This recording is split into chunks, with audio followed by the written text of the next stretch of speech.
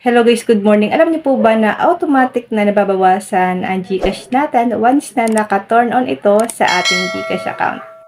Kapag nagpapadala tayo, ganito lang po ang gagawin natin para ma-turn off natin ito. Buksan lang po natin ang ating GCash. Click natin ang Remind Me Later. Then, click natin ang Send.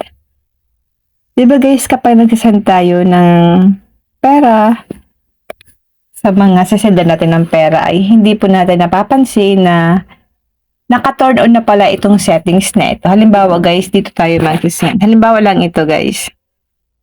Kapag mababa lang po siya sa 1,000, hindi po ito guys nagto-turn on.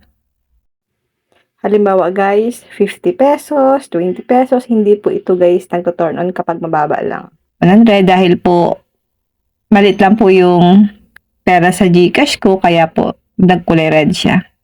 Ayan, kapag 1,000 na po pataas, automatic po ito guys na nagto-turn on. Pero pwede nyo po siya guys i-turn off para guys hindi kayo makaltasan ng 30 pesos agad kasi sayang naman po yung 30 pesos.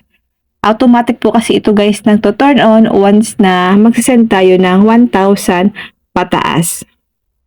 Pero pwede nyo po siya guys i-turn off para hindi po kayo makaltasan ng 30 pesos.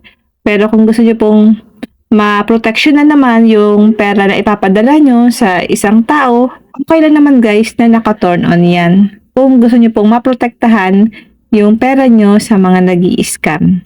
Okay?